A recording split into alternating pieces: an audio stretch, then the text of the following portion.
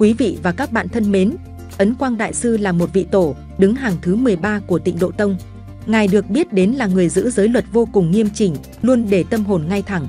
Ngài còn được biết đến với kho tàng lời dạy về kinh Phật và những lời khuyên trong việc tu hành vô cùng quý giá mà bất kỳ vị tăng ni và Phật tử nào cũng có thể tu tập làm theo. Với bài viết này, kênh YouTube Tôn giáo Tín ngưỡng sẽ giúp quý vị tìm hiểu rõ hơn về tiểu sử bản thân, quá trình tu tập, đạo nghiệp và những thành quả to lớn của Ấn Quang Đại Sư thông qua nội dung chi tiết trong video sau đây. Tiểu sử Ngài Ấn Quang Đại Sư là ai?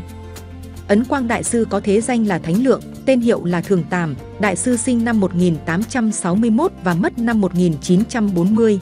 Ngài vốn sinh sống ở thời đại khoảng cuối đời nhà Thanh, trước khi chuyển sang Trung Hoa Dân Quốc. Ngài là người con trong một gia đình nhà họ Triệu ở Hiệp Tây. Khi còn thơ bé, gia đình đã cho Ngài theo học Nho giáo. Sau này khi trưởng thành, Ngài vẫn luôn lấy đạo Khổng làm gương sáng để noi theo. Lúc đầu, Ấn Quang Đại Sư học theo thuyết của Hàn Dũ và Âu Dương Tu, đã phản bác Phật giáo. Thế rồi đột ngột Ngài trở bệnh, mấy năm sau đó tự thấy lỗi lầm của mình đành hối lỗi, hồi tâm lại như trước kia. Khi ở tuổi 21, Ngài đã thông hiểu hết tất cả các kinh Phật, sau đó được Hòa Thượng Đạo Thuần nhận làm đệ tử và xuất gia tại một ngôi chùa có tên là Liên Hoa Động, ở trên núi Trung Nam của tỉnh Thiểm Tây, Trung Quốc. Không lâu sau đó, Ngài lại có duyên với Thọ Đại Giới cùng với luật sư Ấn Hải Định tại chùa Song Khê, ở huyện Hưng An. Chỉ vừa sinh ra được 6 tháng, Ấn Quang Đại Sư đã bị đau mắt, tuy không bị mù mắt nhưng mắt của Ngài khá yếu. Mắt lúc nào cũng hơi đỏ, những cảnh vật xung quanh thì trông rất mờ ảo. Lúc đi thọ giới, vì tính cẩn thận và chữ viết đẹp nên Ngài đã được đề cử lên làm thư ký. Thế nhưng vì quá nhiều công việc, ngày nào cũng phải viết nên đôi mắt của Ngài càng ngày càng đỏ như máu. Trong một lần khi đi phơi kinh, Ấn Quang Đại Sư đã đọc được Long Thơ Tịnh Độ, nhờ đó mà Ngài biết được việc khi thường xuyên niệm kinh Phật sẽ tạo ra công đức quan trọng đến chừng nào. Lúc thọ giới, ban đêm mọi người đi vào giấc ngủ, còn Ngài thì vẫn ngồi niệm kinh Phật, ban ngày ngồi thì viết chữ, nhưng lúc nào tâm Ngài cũng nghĩ về Phật. Nhờ cái tâm cung kính Phật mà dù mắt của Ngài có đỏ hoe, Ngài vẫn cố gắng ghi chép. Cho đến khi Ấn Quang Đại Sư được mãn thì bệnh mắt mới lành lại. Chính vì phép lành đó mà Ngài biết không nên ngừng nghỉ việc niệm Phật, phải một lòng thường xuyên niệm Phật. Thế là Ngài đã đưa ra lời khuyên cho mọi người khi niệm kinh Phật. Nhờ nhân duyên đó mà Ngài đi tu học khắp nơi tại một số chùa như chùa Viên Quảng, chùa Tư Phước, chùa Long Tuyền và cuối cùng chính là chùa Pháp Võ tại Phổ Đà Sơn. Cũng chính nhờ sự chăm tìm hiểu, một lòng để tăng công đức, là một người ham học, chính vì vậy mà Ấn Quang Đại Sư dễ dàng được thông qua các khóa học và đạt đến đỉnh cao của sự thấu hiểu kinh Phật. Với kiến thức cao siêu, khi làm bất cứ việc gì Ngài cũng đều rất cẩn thận chi tiết, cho nên Ngài đã được Hòa Thượng Hóa Văn và Pháp Sư Đế Nhàn mời đến làm đồng bạn để đến Đế Đô thỉnh Tam Tạng Kinh cho chùa Pháp Võ và chùa Đầu Đà ở Ôn Châu. Sau đó vì để tỏ lòng cảm mến đức hạnh của Ngài nên Hòa Thượng Hóa Văn đã thỉnh Ấn Quang Đại Sư về lầu Tàng Kinh để tu niệm tĩnh tâm. Trong suốt 33 năm trôi qua đến khi nhà Thanh tàn lụi, Ngài vẫn luôn tu niệm mỗi ngày, yên tĩnh và ít giao tiếp với thế giới bên ngoài. Ấn Quang Đại Sư tuy sống ẩn mình, thế nhưng toàn thiên hạ thời ấy ai ai cũng biết đến. Có một vị cư sĩ tên là Cao Hạc Niên, trong một lần hành hương đến chùa Pháp Võ, đã đọc rồi đem vài bài văn pháp của Ngài Ấn Quang Đại Sư đăng lên báo Phật học ở Thượng Hải, để với tên tác giả là Thường Tàm. Chính nhờ vậy mà các độc giả đã hâm mộ Ngài càng ngày càng đông, ai ai cũng dò hỏi là Ngài đang ở chùa nào để đến cung kính. Năm Ấn Quang Đại Sư được 52 tuổi thì Ngài đã bị lộ ra nơi ở hiện tại, người người lũ lượt tìm đến chùa để xin Ngài khai sáng. Còn vị cư sĩ từ Uất Như đã dùng những bài văn pháp của Ngài in ấn thành bộ Ấn Quang Pháp Sư Văn Sao, được tái bản nhiều lượt và truyền bá rộng khắp cả trong và ngoài nước. Vì lối sống ẩn tu của Ngài, nên lúc đầu nếu ai tới xin xuất gia Ngài sẽ không chấp nhận và sẽ hướng dẫn đến với vị Pháp Sư ở nơi khác. Cho đến một lần có vị cư sĩ tên Châu Mạnh đã 3-4 lần đem cả gia đình lên núi khẩn cầu Ấn Quang Đại Sư để được làm đệ tử. Sau khi Đại Sư quán xét nhận thấy cơ duyên, khó lòng từ chối, vì không muốn cản con đường tu hành của người khác, nên Ấn Quang Đại Sư đành chấp nhận. Năm đó Ấn Quang Đại Sư đã 59 tuổi mới có một đệ tử xuất gia đầu tiên. Từ đó, rất nhiều người đã viết thư xin được theo Ngài làm đệ tử, ai cũng một lòng mong muốn Ấn Quang Đại Sư chấp nhận để được học và tu luyện hướng Phật. Dần dần số đệ tử từ một người mà lên đến cả trăm và rồi đến cả hàng ngàn người. Ấn Quang Đại Sư được biết đến là một vị đại sư với tấm lòng ẩn dật, không thích sự hào hoa, phô trương. Ai cho đồ ăn, thức uống, y phục gì đi nữa thì Ngài sẽ không bao giờ nhận. Nếu không thể từ chối được thì Ngài cũng sẽ mang tặng cho người khác. Những đồ ăn thức uống thông thường thì Ngài sẽ đưa cho chùa quản lý để cúng dường dâng Phật. Dân chúng có đưa bao nhiêu tiền đi chăng nữa thì Ngài cũng chỉ lấy đó để đi in sách kinh, cứu nạn cho dân chúng khó khăn, đi làm từ thiện mà thôi, chứ tuyệt nhiên không tiêu xài cho bản thân. Từ năm Dân Quốc thứ 2 đến năm 28, do nghe theo lời của những kẻ đương quyền có tư tưởng duy vật, nên chính phủ Dân Quốc đã nhiều lần đăng báo đưa tin muốn đưa tài sản chùa Triền Sung vào công quỹ, lấy hết tự viện để làm trường học. Ấn Quang Đại Sư cùng các chư tăng, cư sĩ một lòng cung kính niệm Phật xin cách giải cứu, cuối cùng cũng giải trừ được kiếp nạn. Năm Ấn Quang Đại Sư 70 tuổi, Ngài đã rời Tô Châu về chùa Linh Nham, 3 năm tĩnh tâm niệm Phật. Đến ngày 24 tháng 10, tức năm Dân Quốc thứ 29, dự biết kỳ vãng sanh, nên Ấn Quang Đại Sư đã cho triệu tập chư tăng và cư sĩ ở các nơi về chùa Linh Nham. Trong buổi pháp thoại, Ngài đã cử Hòa Thượng Diệu Trơn làm trụ trì kế nhiệm, dặn dò các việc trước sau. Ấn Quang Đại Sư nói, pháp môn niệm Phật không chỉ đặc biệt diệu kỳ, chỉ cần chúng ta niệm Phật khẩn thiết chí thành, thì tất cả đều được Phật tiếp dẫn. Sang ngày mùng 4 tháng 11, Ấn Quang Đại Sư bị cảm nhẹ, nhưng vẫn tinh tấn niệm Phật. Niệm xong, Ngài bảo mang nước rửa tay xong rồi đứng dậy nói, Phật A-di-đà đã đến tiếp dẫn ta sắp phải đi rồi.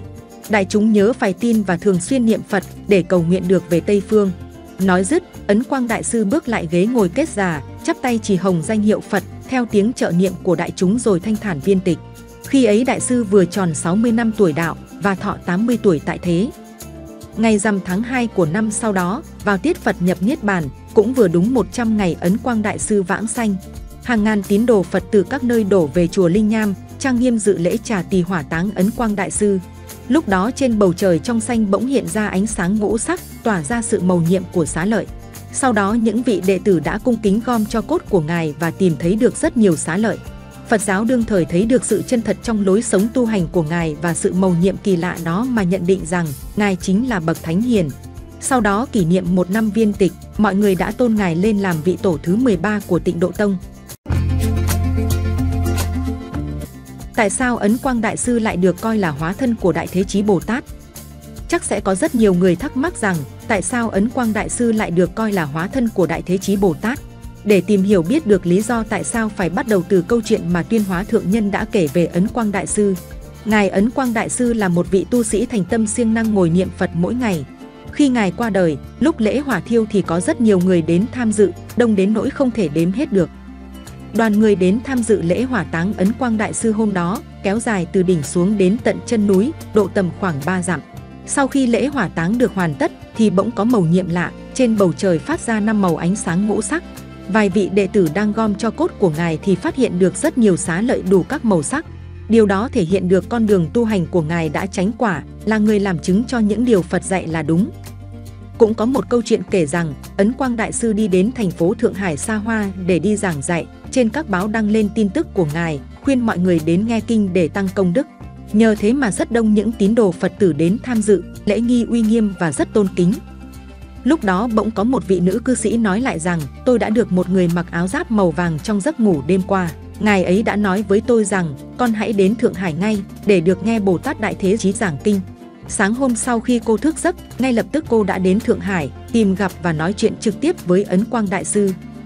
Cô nữ cư sĩ đó cũng đã thắc mắc, Ngài Ấn Quang Đại Sư có đúng là vị Bồ Tát Đại Thế Chí hay không, và cô đã kể lại câu chuyện trong giấc ngủ đêm qua. Lúc đó Ngài Ấn Quang Đại Sư đáp lại, sự việc này, con biết, ta biết, con đừng nói cho ai hay biết. Vị nữ cư sĩ đã giữ bí mật này đến khi Ngài Ấn Quang Đại Sư viên tịch, cô mới nói cho mọi người hay biết. Chính vì vậy mọi người mới coi Ấn Quang Đại Sư là hóa thân của Ngài Đại Thế Chí Bồ Tát. Những lời vàng ngọc của Ấn Quang Đại Sư dạy bảo cho hậu thế. 1. Lời dạy về cách tu hành. Ấn Quang Đại Sư đã dạy rằng, về quy tắc tu học, phải lưu ý bản thân dù là tu tại gia hay xuất gia. Chúng ta phải chú ý kính trên nhường dưới, luôn tu tập tính nhẫn nại và kiên trì để đạt được thành quả mong ước. Phải luôn cố gắng mỗi ngày, những việc người khác cảm thấy gian nan không thực hiện được, thì chính bản thân không nên ngại khó mà hãy vượt qua. Chính lúc đó mọi điều mà bản thân mong ước sẽ được như ý. Không nên học theo thói sân si, nói xấu người khác, nói những điều xấu xa. Từ việc đi đứng đến nằm ngồi, từ sáng đến tối, cả ngày chúng ta phải luôn để tâm đến Phật, có thể niệm Phật thầm vẫn được Phật chấp nhận. Bản thân chúng ta phải luôn tự nhắc nhở mình, nên thường xuyên niệm Phật dù ở bất cứ nơi đâu. Nếu có suy nghĩ ngừng việc niệm Phật, phải tức khắc bỏ ngay suy nghĩ đó. phải luôn luôn sám hối về những tội lỗi đã gây ra không chỉ ở hiện tại mà cả trong quá khứ. Nếu đã là một đệ tử tu học Phật thì không nên có suy nghĩ nông cạn, sân si, khoe khoang, kiêu căng. Chúng ta nên tự chăm sóc cho bản thân và gia đình mình, không nên dính líu đến đời sống riêng của người khác. Lúc nào cũng nên học và noi theo những gương tốt thiện lành, không nên sa đọa theo những thói hư tật xấu, làm hại bản thân. Nếu tu hành đúng theo những gì đã được dạy như trên, nhất định bản thân sẽ được sanh lên cõi trời. 2. Lời dạy về cách niệm kinh. Để chúng ta có thể niệm kinh Phật cho đúng, đó là nhiếp trọn 6 căn.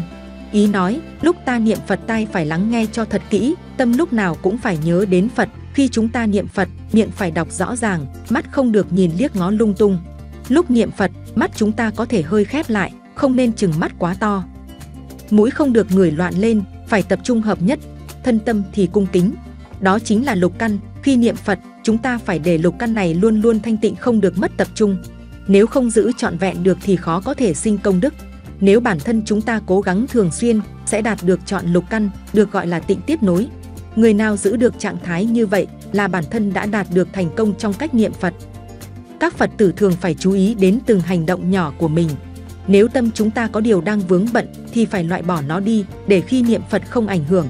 Khi niệm Phật, chúng ta không nên để cho bản thân bị căng thẳng về mặt tinh thần. Nếu có bị những bệnh như đau đầu, đau họng, ngứa, nhức mỏi hoặc một số bệnh dễ làm bản thân mất tập trung thì chúng ta nên tìm cách chữa trị bệnh cho đỡ hẳn rồi hãng tiếp tục tụng niệm. Chúng Phật tử không nên lười biếng lần chuỗi, vì bỏ lần chuỗi lâu ngày sẽ thành một thói quen xấu. Thường xuyên niệm Phật cũng được coi là cách dọn cho thân tâm mình được sạch sẽ hơn, loại trừ hết những thói quen xấu. Phật sẽ là người soi sáng, dạy cho chúng ta biết đâu là vết nhơ của bản thân để chúng ta dọn sạch sẽ nó. Người niệm Phật không được ỷ lại sự thông minh của bản thân mình mà không chịu tìm hiểu những lời Phật dạy. Những điều mà chúng ta hiểu được ở thế gian này chưa chắc đó là một đáp án đúng. Những lời Phật dạy đó là đáp án hoàn hảo nhất để chúng ta làm theo. Bởi chính Ngài Thích Ca Mâu Ni đã mở ra Phật giáo và khai mở ra cõi Tây Phương Cực Lạc cho chúng ta noi theo. Vậy có gì là sai khi chúng ta không hết lòng tin Phật? Khi niệm Phật, chúng ta chỉ cần ghi nhớ 4 chữ A Di Đà Phật để tránh nhiều chữ không thể ghi nhớ hết. Ngoài ra, niệm Phật thầm không sai cũng sẽ tạo ra công đức như chúng ta niệm Phật rõ thành tiếng. Chúng ta nên biết nên niệm Phật như thế nào cho đúng trong từng hoàn cảnh khác nhau. Quan trọng hơn cả là tâm chúng ta được lời niệm Phật đánh động, tự nhắc nhở bản thân thanh tịnh để sám hối trọng tâm. Niệm kinh phải rõ ràng, thân tâm cung kính, không phải cứ đọc ào ào xong là sẽ có được công đức. Nếu tâm tịnh, thân nghiêm chỉnh thì thành tựu công đức lớn vô vàn. 3. Lời dạy về cách trì tụng. Lời khuyên chân quý của Ấn Quang Đại Sư dành cho đại chúng Phật tử khi trì tụng, đó là dù bản thân ở bất cứ tư thế đi, đứng, nằm, ngồi, ăn, uống, chúng ta đều phải nhớ niệm Phật. Cho dù bản thân có đang gặp khó khăn thì chúng ta cũng không quên niệm kinh Phật. Những ai có thể đạt được đến ngưỡng như vậy, chắc chắn người đó sẽ được đến bên Phật. Bản thân phải tự tập luyện lòng vị tha, luôn cư xử rộng lượng với mọi người xung quanh. Phải nhẫn nhịn, chịu đựng những điều mà nhiều người không thể chịu đựng được, chịu được những khó khăn, nhọc nhằn mà không ai dám gánh vác. Tâm mình không để bị đánh mất hay không để sinh tật đố kỵ với những người khác. Những Phật tử thường xuyên niệm Phật chính là những người rất hiếu thảo, yêu thương gia đình, luôn quan tâm đến cha mẹ, vợ con, ông bà, là người có đạo đức tốt, thích ăn chay trường và tu thập thiện nghiệp. Tổng hợp lại, đó là những người có phẩm chất tốt, hết lòng vì gia đình và xã hội, không ganh ghét, đố kỵ, để bụng với bất kỳ ai. Bởi Phật sẽ không bao giờ có suy nghĩ xấu về bất kỳ ai, thì người muốn đến cõi trời sẽ được như Phật. Ấn Quang Đại Sư cũng nói rằng, những ai thường xuyên niệm kinh Phật sẽ có được ánh sáng của Phật dẫn họ đi trên những con đường thiện lành. Còn những ai không thể dứt bỏ được, không đi theo con đường Phật dẫn, họ sẽ chẳng thể nào đến được nơi mà họ mong ước. Bởi hành động đó được cho là không thật sự cung kính.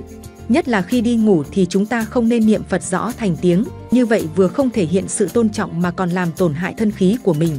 Niệm Phật cần quan trọng nhất là tâm và thân nghiêm chỉnh, chúng ta có thể thay đổi cho phù hợp với từng hoàn cảnh, nếu thực hiện đúng như vậy, ắt hẳn sẽ được nhiều công đức. 4. Lời dạy về lòng thành kính. Lòng thành và sự cung kính là hai điều Phật tử buộc phải có trên con đường tu học Phật do Ấn Quang Đại Sư yêu cầu. Nếu chúng ta không có hai việc này, sẽ giống như cây không được tưới nước, sẽ bị héo úa mà không được ơn phước gì cả. Niệm Phật chính là một cách dễ dàng nhất mà lại được nhiều công đức nhất. Nếu chúng ta lười biếng, niệm Phật không chú tâm, không chỉ không có được công đức mà ngược lại còn sinh ra thêm tội lớn, đó là tội khinh thường Phật. Tội lớn này, nếu chúng ta không nhận ra sớm để hối cải thì sẽ bị đọa vào những đường ác. Ấn Quang Đại Sư nói rằng, nếu muốn được hưởng những hương hoa từ Phật Pháp, chúng ta phải cầu nguyện ở nơi cung kính. Ở nơi càng cung kính sẽ trừ đi được một phần nghiệp ác và được tăng thêm một phần công đức. Khi có thêm được 10 phần cung kính sẽ trừ đi 10 phần nghiệp ác và được tăng thêm 10 phần ơn phước. Nếu chúng ta không chú ý mà giữ thân tâm cung kính, sẽ vừa bị mắc tội nghiệp xấu và ơn phước cũng bị giảm đi. Ở trong những buổi lễ, tụng, niệm, chúng ta đều phải tỏ lòng thành kính. Bởi nếu chúng ta không thành kính, thì ví như đó chỉ là một buổi hát tuồng bình thường. Chẳng hề thể hiện điều gì đến Phật cả, cũng chẳng tỏ ý mong ước gì, tất cả đều là vô nghĩa.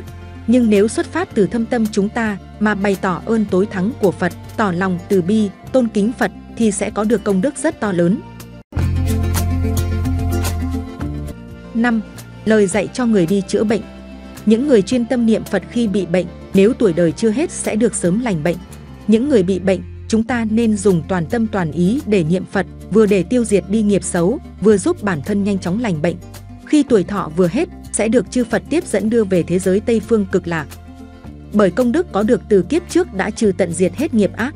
Còn ai cứ buồn bã chán nản mà buông xuôi, không chăm chỉ niệm Phật mà mong cầu khỏe lại, thì người đó không chỉ không hết bệnh mà khi qua đời thần thức vẫn không được theo mong ước. Thường khi bị bệnh chúng ta có thể dùng thuốc để chữa trị bệnh, nhưng đó không phải là điều bắt buộc. Nếu bệnh nặng có dùng thuốc tiên cũng khó lòng mà chữa khỏi được, nói chi đến những phương thuốc của người phàm. Nhưng có một loại thuốc nên sử dụng, đó chính là thân tâm siêng năng niệm kinh Phật. Không chỉ không làm hao tổn tâm trí mà còn giúp bản thân tịnh tâm hơn để niệm Phật.